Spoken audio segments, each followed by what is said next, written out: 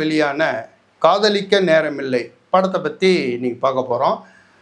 இந்த படத்தினுடைய கதை நான் பார்க்கறதுக்கு முன்னாடி என்னுடைய சேனலை இது வரைக்கும் சப்ஸ்கிரைப் பண்ணாதவங்க சப்ஸ்கிரைப் பண்ணுங்கள், லைக் கமெண்ட் ஷேர் பண்ணுங்கள். வாங்க இந்த படத்தினுடைய கதை என்னான்ட்டு பார்ப்போம். நேற்று காலையில் மத கஜராஜா படம் பார்த்துட்டு வெளியில் வந்த உடனே சிரித்து வயிறே புண்ணாக போச்சு அந்த படம்.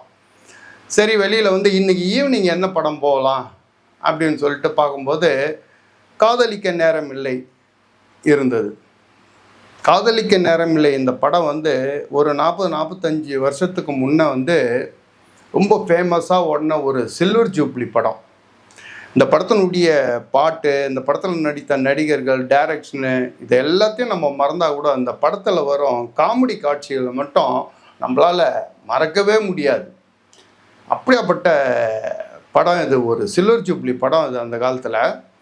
இந்த படத்தினுடைய டைட்டிலை வச்சு இந்த படம் வந்து காதலிக்க நேரமில்லை, எழுத்து இயக்கம் கிருத்திகா உதயநிதி அப்படின்னு போட்டிருந்தது. சரி, படம் வந்து ஒரு இதுவும் செமையான ஒரு காமெடி படமாக இருக்கும் அப்படின்னு சொல்லிட்டு போய் நம்ம உள்ளே உட்காந்த உடனே தான் தெரியுது நம்ம காமெடி படம்னு நினச்சின்னு வந்ததுக்கு நேர்மாறாக இந்த படத்தினுடைய கதை இருந்தது.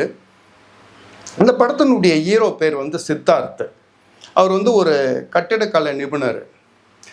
அவருக்கு வந்து என்ன கொள்கைன்னா, இந்த பூமியில் வாழ்கிற மக்களால் இந்த பூமி வந்து அசுத்தமாகிக்கினே போகுது.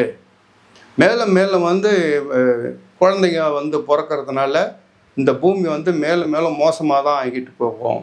அதனால் இனிமேல் குழந்தைங்களே யாரும் பெற்றுக்கக்கூடாது. நானும் இனிமேல் கல்யாணம் பண்ணேன்னா கல்யாணம் பண்ணிக்குவேன், ஆனால் குழந்தைய பெற்றுக்க மாட்டேன் அப்படின்ற குறிக்கோளில் இருக்கிறவர் இந்த படத்தினுடைய ஹீரோ.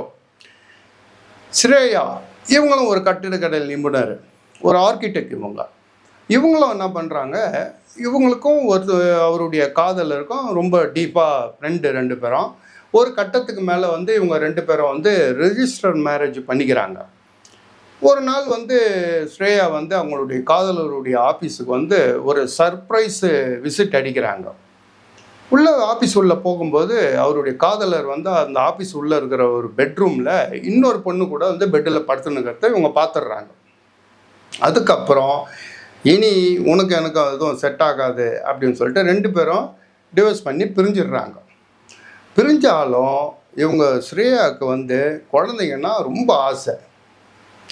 சரி, நம்ம வாழ்க்கையில் தான் இனிமேல் ஆம்பளை துணையே கிடையாது அப்படின்ட்டோமே, ஆனால் எனக்கு ஒரு குழந்தை வேணும், ஆம்பளை துணை இல்லாமல் என்னால் குழந்தை பெற்றுக்க முடியாதா அப்படின்ட்டு இவங்க என்ன பண்ணுறாங்க, செயற்கை முறையில் கருத்தரித்து ஒரு குழந்தைய பெற்றுக்கிறாங்க.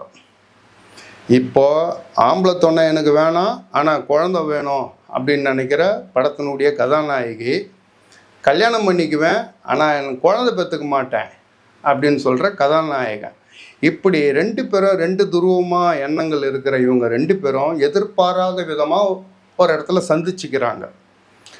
இந்த சந்திப்பு வந்து கொஞ்ச நாளில் வந்து ஒரு நட்பாக மலர்ந்து அதுக்கப்புறம் இவங்களுடைய வாழ்க்கை என்னென்ன மாதிரிலாம் ஆகுது அப்படின்றது தான் இந்த படத்தினுடைய கதை. சித்தார்த் என்ற கேரக்டரில் வந்து ஜெயம் ரவி, சாரி அவர் பேர் வந்து ரவி மோகன் தான் கூப்பிடணும் இனிமேல், ரவி மோகன் நடிச்சிருக்கிறாரு. இந்த ஸ்ரேயான்ற கேரக்டரில் வந்து நித்யா மேனன் நடிச்சிருக்கார்.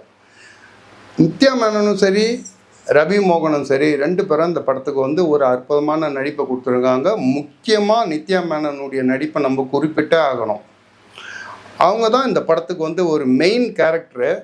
இந்த படத்துக்கு என்ன தேவையோ அந்த மாதிரியான ஒரு கரெக்டான ஒரு நடிப்பை வந்து இந்த படத்தில் அவங்க வந்து கொடுத்துருக்காங்க. முக்கியமாக அவங்களுடைய க்ளோஸ்அப் ஷாட்லாம் நம்ம பார்க்கும்போது அவங்க வசனத்தை உச்சரிக்க விதம், அவங்களுடைய சிரிப்பு, டக்குன்னு மாறுற அந்த முகபாவனெல்லாம் வந்து ஒரு அற்புதமான ஆக்டர்ன்னு தான் அவங்கள நம்ம சொல்லணும்.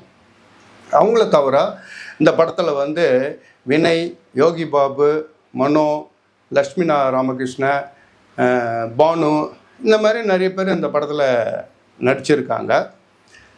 இந்த படத்தினுடைய கதை வந்து ஒரு நவீனமான கதை. அதாவது இப்போது இந்த காலத்தில் வந்து அங்கே இங்கே வந்து கண்ணுக்கு மறைவாக நடந்துன்னு இருக்கிற இந்த தன்பாலின திருமணம், எனக்கு வந்து ஆம்பளை துணை வேணாம், ஆம்பளை துணை இல்லாதையே நான் குழந்தை பெற்றுக்குவேன் அப்படின்னு சொல்கிறது, நாங்கள் கல்யாணம் பண்ணிக்குவோம், ஆனால் குழந்தை பெற்றுக்க மாட்டோம் அப்படின்னு சொல்கிற தம்பதிகள், அப்படியாப்பட்ட சூழ்நிலை இப்போ சமூகத்தில் அங்கே எங்கேயோ இருந்துகிட்டு இருக்குது. ஆனால் இந்த மாதிரியான சூழ்நிலை வந்து இன்னும் ஒரு 10 வருஷமோ இல்லை ஒரு 30 வருஷமோ கழித்து இந்த சமூகத்தில் வெகு இயல்பாக ரொம்ப சரளமாக இது வந்து நடக்க ஆரம்பிக்கும் அப்படின்றத இன்ன டேட்டுக்கு இந்த படத்தில் சொல்லி நம்மளை இன்றைக்கே சுதாரிக்க வச்சுருக்குறாங்க இந்த படத்தினுடைய டைரக்டர். இந்த படத்தினுடைய கதை இப்படி இருந்தாலும் இந்த படத்தினுடைய திரைக்கதை வந்து இவங்க வந்து ஓரளவு தொய்வாகவே இந்த படத்தில் கொடுத்ததுனால இந்த படத்தினுடைய திரைக்கதை வந்து ஒரு ஸ்பீடே இல்லாமல் ஒரு இன்ட்ரெஸ்டிங்காக இல்லாமல் போயிட்டுருக்குது. உதாரணத்துக்கு இந்த படத்தினுடைய ஹீரோயின் நித்யா மேனனுடைய கேரக்டர் வந்து அவங்க வந்து ஒரு ஆர்கிடெக்டு, ஒரு பெரிய கம்பெனியில் வேலை செய்கிறாங்க, ஒரு நல்ல சம்பளம் அவங்களுக்கு. அவங்க வசிக்கிற அந்த அப்பார்ட்மெண்ட்டை பார்த்தாலே ஒரு 5 கோடி ரூபாய் இருக்கும் பொழுது இவங்க சம்பளமே ஒரு 5 லட்ச ரூபாய்க்கு மேலே வாங்குவாங்க. ஸோ இவர் 5 லட்ச ரூபா சம்பளம் வாங்குகிற ஒரு பெண்மணி, ஒரு நல்ல சம்பாத்தியம் இருக்குது, ஒரு நல்ல வசதி இருக்குது. இப்படியாப்பட்ட சூழ்நிலை இருக்கிற இவங்க தான் தன்னுடைய காதலை இப்படி பண்ணிட்டான்னு என் வாழ்க்கையில் இன்றைக்கி ஆம்பளே வேணாம் அப்படின்ட்டு முடிவெடுத்து தன்னிச்சையாக ஒரு செயற்கை முறையில் ஒரு குழந்தை பெற்றுக்கிறாங்க. ஆனால் இந்த இதே சூழ்நிலை ஒரு ஏழை பெண்ணுக்கு ஏற்பட்டுதுன்னு வச்சுங்க. அவள் ஒரு 20,000 ரூபா வாடகையில் ஒரு 30-35,000 ரூபாய் சம்பளம் வாங்கின்னு இருக்கிற ஒரு ஏழை பெண்ணுக்கு அதே மாதிரி அவள் ஒரு நிச்சயதார்த்தம் பண்ண பையன் வந்து இன்னொரு பொண்ணு கூட இதை பார்த்து அவள் என்ன பண்ணுவா, இந்த பையன் வேணாம் அப்படின்னு சொல்லிட்டு வேற ஒரு நல்ல பையனாக பார்த்துன்னு அவள் பாட்டுன்னு கல்யாணம் பண்ணின்னு செட்டில் ஆகி போயிடுவான். காரணம், அவளால் வந்து இவங்க முடிவெடுக்கிற மாதிரி, இந்த மேல்தட்டு மக்கள் முடிவெடுக்கிற மாதிரி கீழ்த்தட்டு மக்களால் முடிவெடுக்க முடியாது. காரணம், அவங்கக்கிட்ட படிப்பு இல்லை, வசதி இல்லை, பணபலம் கிடையாது, ஆள் பலம் கிடையாது. இந்த 2 விஷயத்தையும் இவங்க வந்து திரைக்கதையில் கொஞ்சம் இன்ட்ரெஸ்டிங்காக சொல்லியிருந்தாங்கன்னா இந்த படத்தினுடைய கதைக்கு ஏற்ற மாதிரி திரைக்கதை வந்து பார்க்குறதுக்கு நமக்கு இன்னும் கொஞ்சம் இன்ட்ரெஸ்டிங்காகவே நமக்கு போயிருக்கும். அதனாலேயே இந்த படத்தில் வந்து ஒரு பார்க்குறதுக்கே நமக்கு வந்து ஃபஸ்ட்லேருந்து லாஸ்ட்டு முடிகிற வரைக்குமே இந்த திரைக்கதை ஒரு தொய்வு தான்.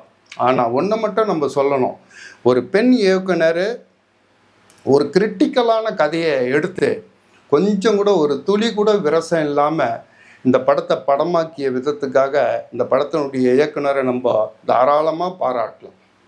அதை தவிர இந்த படம் எப்படி இருக்குதுன்னு கேட்டால், ஒரு நல்ல கதை இருக்குது, நல்ல கேமரா ஒர்க்கு, மியூசிக் சூப்பரு இருந்தும் திரைக்கதை சொதப்பினால இந்த படம் வந்து நம்ம எதிர்பார்த்த அளவுக்கு ஒரு திருப்தி கொடுக்கல அப்படின்றது தான் இந்த படத்தினுடைய நிதர்சனம். நீங்கள் அந்த படத்தை பாருங்கள், பார்த்துட்டு உங்களுக்கு பிடிச்சிருந்தா இந்த படத்தினுடைய உங்களுடைய கருத்துக்களை கமெண்ட்ஸில் சொல்லுங்கள்.